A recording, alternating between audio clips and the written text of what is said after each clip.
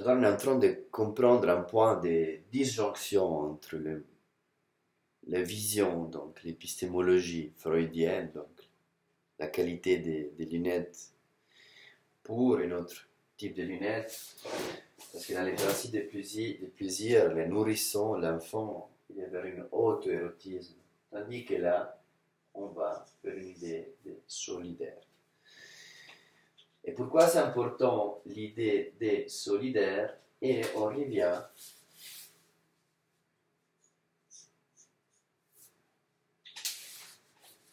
donc, je vous rappelle les dates 1879, 62, c'est plus ou moins contemporain de qui?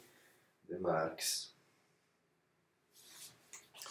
Marx, donc, il va mourir, il a 4 ans quand il meurt. Les idées de Marx sont vivantes jusqu'à nos jours. Karl Marx, c'est pas juste une figure comme les autres qui ont laissé des traces. Par exemple, aujourd'hui, on peut parler des... Je ne suis pas un expert, malheureusement, mais il n'y a pas le descartisme, pour ainsi dire. En tout cas, je n'ai jamais entendu parler du descartisme. Le descartisme a posé les bases pour une forme de logique, pour une forme de raisonnement, pour apprendre la réalité. Tandis que Karl Marx, il s'intéressait à quelque chose de très important, que c'était la matière, matérialisme historique. Karl Marx,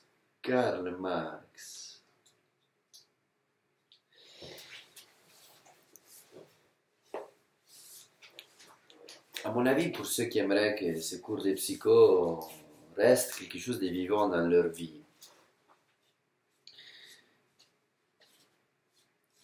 et pas comme disait le prof avec une approche qui est consumériste de l'examen, aller cracher, obtenir la note et voilà. Excusez-moi, je suis tout grippé. Hein. Mais donner du sens à la lutte qui a mené Karl Marx. Karl Marx, qui était contre la privatisation, qui était contre donc le capitalisme.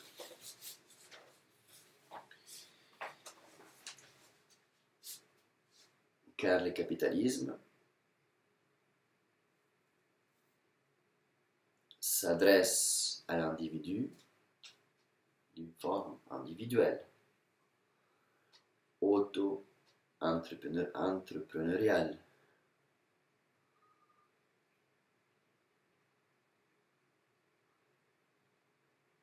Je ne suis pas un expert du capitalisme non plus. Mais en tout cas, propriété privée, capitalisme par rapport à quoi?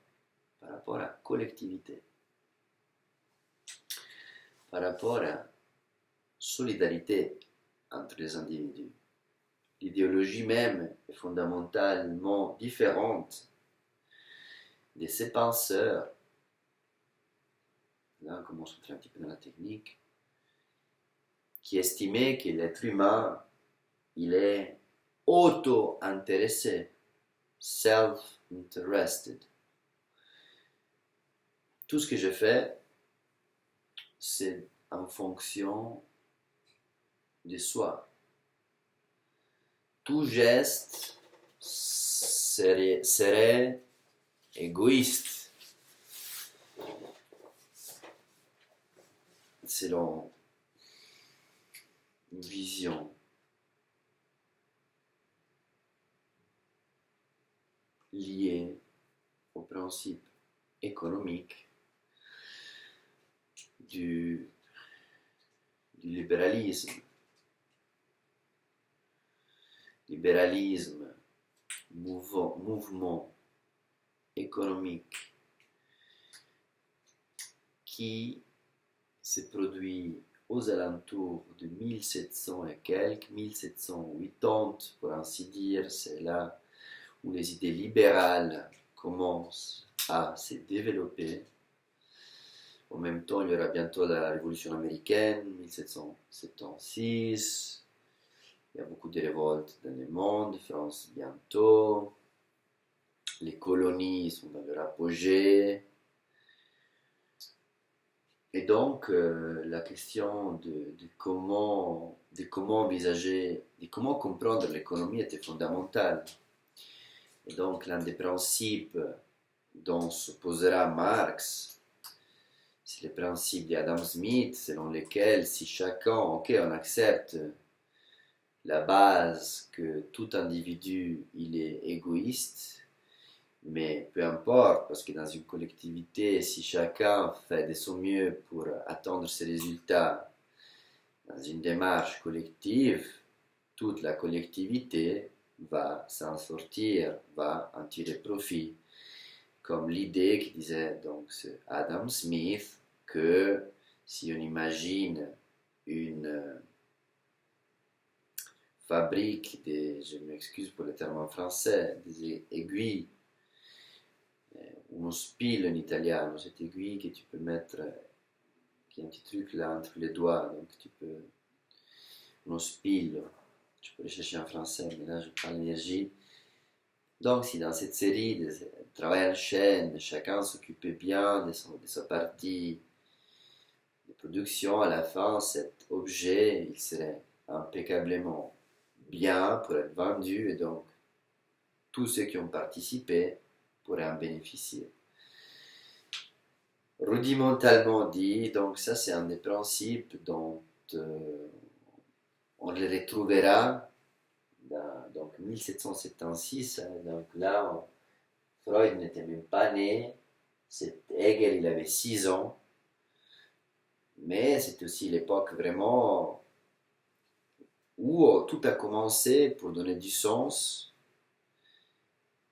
au contraste qu'il va vivre Henri Vallon avec la vision solidaire, parce que s'il voit un enfant solidaire, c'est pas seulement l'enfant qu'il voit, mais parce qu'il voit aussi, il envisage une société solidaire.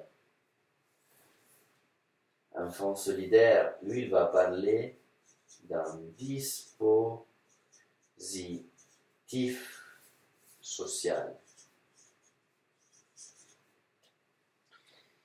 Et un dispositif social, c'est un terme prêtement marxiste qui s'éloigne du concept de famille.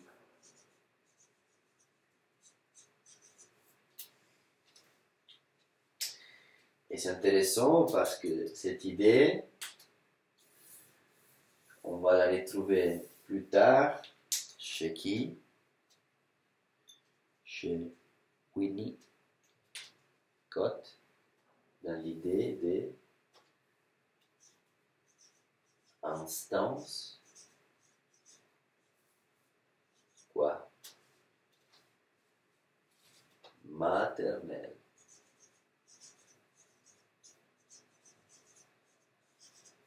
La mère suffisamment bon, la collectivité, l'environnement suffisamment bon. C'est beaucoup plus rigide. Et là, je vais les prendre un petit peu comme ça. C'est beaucoup plus rigide la modélisation de Freud. C'est beaucoup plus rigide.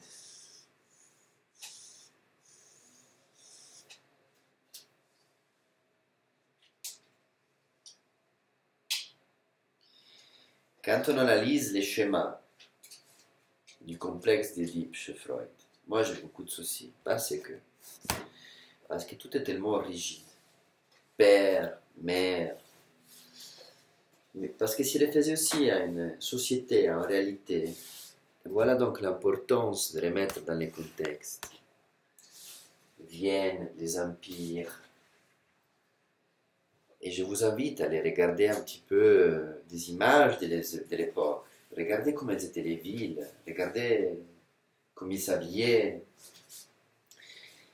Deux petites notions de comment était structurée la société de cette époque pour nous rendre compte que c'était pas du tout la société qu'on vit aujourd'hui, bien évidemment, mais donc aussi les fruits des observations étaient pas mal schématisés dans chaque tiroir. Tiers-état, noblesse, aristocratie. On passe d'une vision à l'autre. On passe d'une vision à l'autre. C'est pour ça que cette ligne elle est fondamentale. Les virages épistémologiques, elle est fondamentale. Cette ligne, elle est fondamentale. Cette ligne, elle est fondamentale.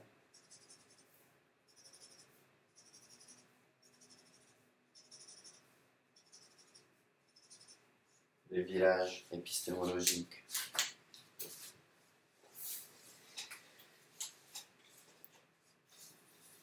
Quand il schématise Freud, le complexe type de la famille, il y a le rôle de la mère, du père. Dans l'idée des ballons, c'est un dispositif social parce que déjà le concept de famille, selon un point de vue marxiste, était encore une fois une création du capitalisme. L'unité familiale, comme l'institution du mariage, rien d'autre que reproduire des mécanismes qui développeront à son tour des besoins. Et donc des besoins, donc la nécessité de satisfaire ces besoins. Par quoi? Par la production des choses, des objets. À une époque, c'était encore l'après-guerre mondiale, donc une reconstruction totale. On commence avec l'essentiel, des maisons et des voitures. Si on a plus des unités, plus des familles, et donc institutionnalisées sous le clin d'œil du mariage, sans être critique par rapport à cette institution. Mais ce que je veux dire, donc, plus de foyers, plus de maisons à construire, plus de maisons à acheter, à vendre, à produire, plus de voitures pour chaque foyer, etc., etc., etc. Ça, c'était juste le début du capitalisme. Avant que ça prend tout le style de vie, dans la complexité de l'idéologie du capitalisme, jusqu'au point d'arriver à conditionner nos propres styles, à façonner notre façon de penser, à anticiper nos besoins et développer aussi grâce aux réseaux sociaux de plus en plus des systèmes biochimiques qui permettrait de créer en nous ce sentiment de satisfaction et donc nous ferait rester attachés à l'écran et donc en marketing, on continuerait à nourrir ce système. C'est important ce petit aperçu parce que on ne se perd pas parce qu'on a quand même un résumé sous les yeux. Ok? Je pars de tous les côtés mais je reviens. Famille, dispositif social, instance maternelle. Et l'aspect biochimique, c'est très important. Je pense que beaucoup d'entre vous, vous pouvez aussi trouver sur Arte ces mini-reportages qui parlent justement de nos réactions lorsque on est conducteur de Uber, quand on consulte Facebook. Donc vraiment la réaction hormonale qui nous fait entrer dans un mécanisme qu'on a l'impression qu'il est bénéfique pour nous, mais après quelques temps, lorsqu'on se regarde au miroir, on voit la fatigue accumulée et le temps qu'on a passé pour faire un truc au dépit d'autre chose, au détriment d'autre chose, on se rend compte que peut-être on est esclave de quelque chose, donc l'esclavage du capitalisme. Donc, je ne suis pas à faveur du communisme ou de quoi que ce soit, c'est avec esprit critique qu'on commente la chose, pour essayer de comprendre pourquoi il se positionne. Donc, dispositif social, donc il y a le marxisme, on a compris pourquoi la famille c'est quelque chose de schématisé, mais qui va contre l'idée du marxisme, dispositif social. Je commence à faire déjà des parallèles avec Winnicott. Comme ça, on peut déjà commencer à tisser tous les discours.